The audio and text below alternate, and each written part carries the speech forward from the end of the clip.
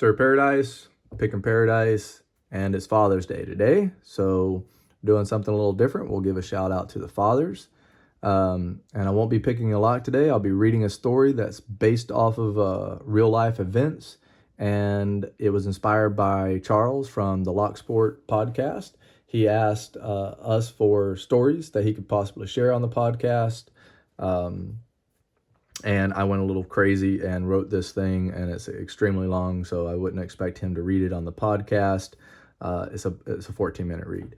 So great community, a lot of great fathers out there. Happy Father's Day, everyone. And little note to my dad, who made me the man I am, and to my son, who makes me proud every day. Love you guys. Happy Father's Day. So we're going to read this story that I wrote. It is based off of true life events. I kind of elaborate on some stuff a little bit, but it's fine, and it's all in good fun, and I hope you guys enjoy. It will be written in the description or the comments, wherever it fits. So if you want to just go read it, I think it reads pretty well, and I don't read well, and I don't really write that well, but I think this one turned out okay. So that's why I'm sharing it with you guys, and hopefully we get through it without messing up or without messing up much. And if I mess up, I'm just going to kind of keep rolling with it. And I'm more of an ad-lib guy, so actually reading from a script is kind of difficult for me. So, so I've titled it The Calling of a Father. As any good father knows, your children get older, you tend to see them less. They always have something they're doing, and let's face it, we are old and boring. So when the opportunity arises to hang out or help my kids, I pretty much drop everything. So the story goes. I had just gotten home from a long day's work and was enjoying my first glass of beautifully balanced honey-colored whiskey. I could taste the vanilla and oak tones as I looked up at my phone and seen a pin drop. It's from my son. The pin location was a state park atop the Coalal Mountains, just 10 minutes away. It's filled with tall Norfolk pines which litter the forest bed with long, skinny pine cones. The air is cool and filled with an energy of life and relaxation. Still tasting the similar tones in the whiskey, I felt I was there already. I was pulled quickly away from this day drift of a dream by bongos banging in a salsa Cuban-inspired rhythm. It was my ringtone. Ah, I see. My son is calling. He must be inviting me up to enjoy a sunset and music session amongst his friends. This is it. My time has come. My child likes me and thinks I'm cool enough to come hang. I smack my lips to enjoy the lingering finish of chocolate and oak from the whiskey. The phone is on its third or so ring. I don't want to answer too quickly and seem desperate, so I enjoy the finish another moment. Now it's time to answer. What's up, kid? He replies in a young man's tone.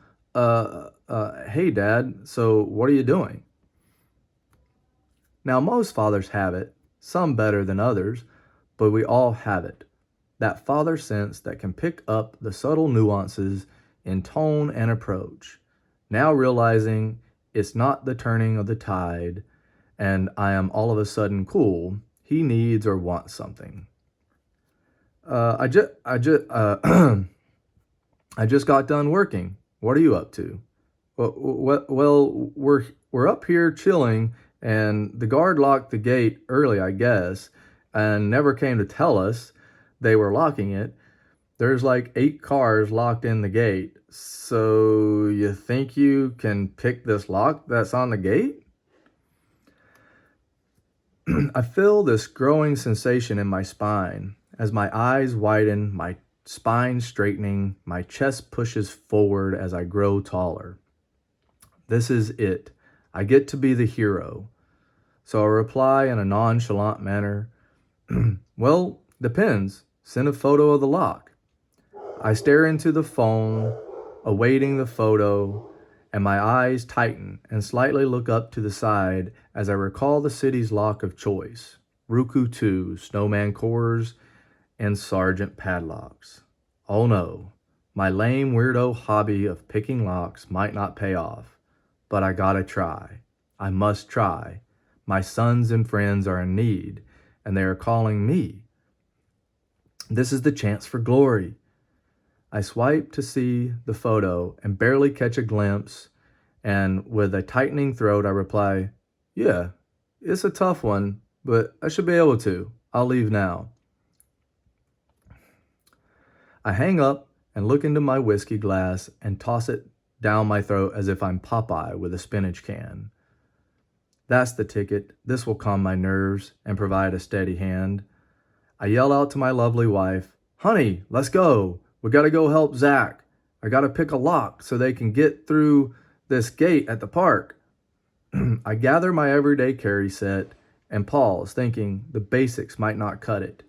Better grab Engineering Snowman and Rat Yolks picks, along with my sushi roll case filled with all the pry bars and wiper inserts in case I got a float pick, and the quiver of Peterson picks. This is a battle. Let's go in prepared.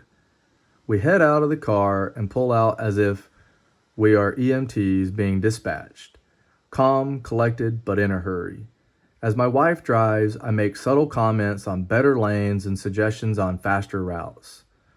I have a moment to reflect on my training, and I realize I haven't been picking as much lately. Doubt sets in. No, I got this. Sometimes it's better when you've had a break. I got this. I notice the day has gone and the sun has fallen far beneath the horizon. The lighting is going to play a role. Sorry. The lighting is going to play a role. I look at my wife, wondering why she doesn't seem to grasp the importance of this mission, this request, this chance to be heroes. Her eyes steady on the road, not even a bit of moisture on her forehead, calm as a Hindu cow. Or is this just her poker face? Never mind that. I have no chance of reading her. Ah, yes, the light. We need a flashlight. Honey, do you think we have a flashlight in the trunk? Yes, you put one there along with a bunch of other stuff in case we break down, she replied. Of course I did. I'm prepared. All things are aligning. We approach the park. Cars align both sides with people roaming about. Okay, so I'm going to have an audience. I see my son's friend and he yells out, "Zach's dad's here!" As he waves us up, I grab for my everyday carry and my sushi roll pick set. I pull out the trusted 40,000th Peterson pry bar, a thin wiper insert, and 2 of Engineering Snowman picks, reserving the rat yolk if it gets to that. Let's hope it doesn't get to that. Surely it will not be needed.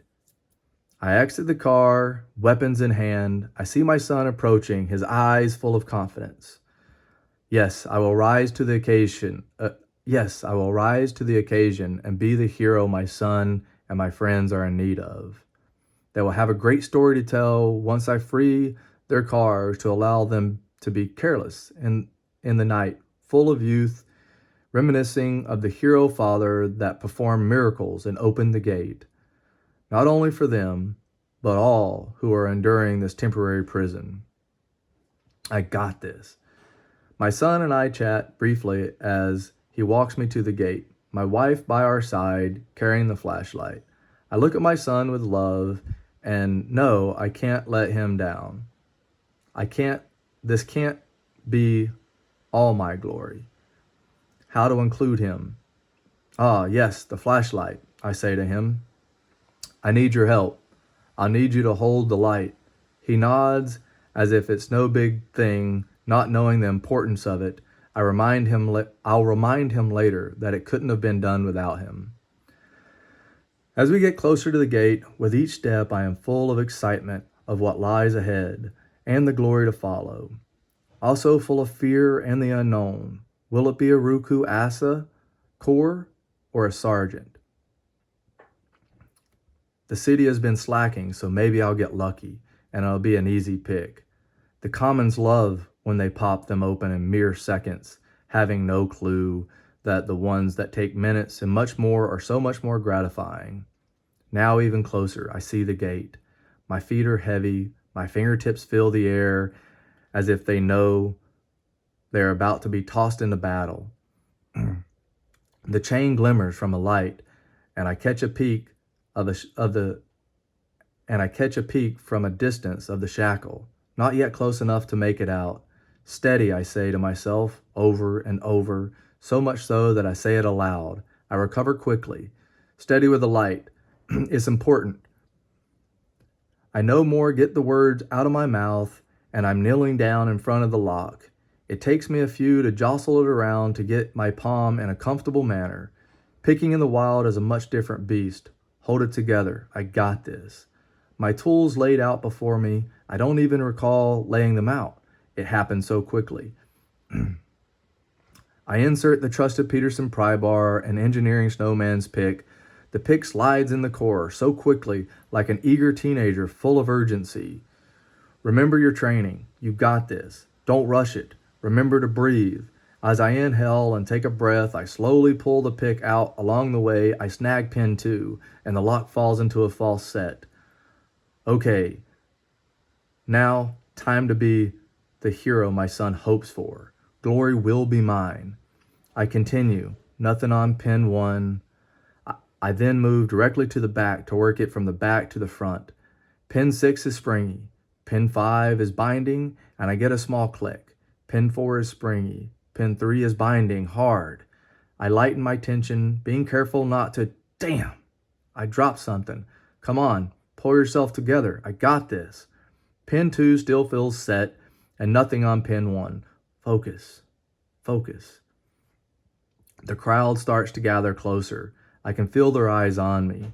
My forehead has beads of sweat, and my palms are clammy. Stay cool. I got this. I look over to my son, patiently waiting, holding the light. I say to him, a little closer, and over my shoulder, please. The light was fine, but I needed to include him. Good. Right there, I say.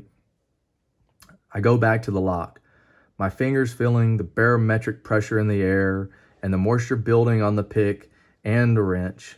I got this. Pin 6 is springy.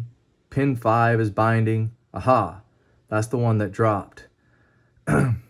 I get a good click, solid click on 5, and the smallest of core rotation. She's talking now. I move to pin 4 and get a click. Then pin 3. This is where I dropped pins last time.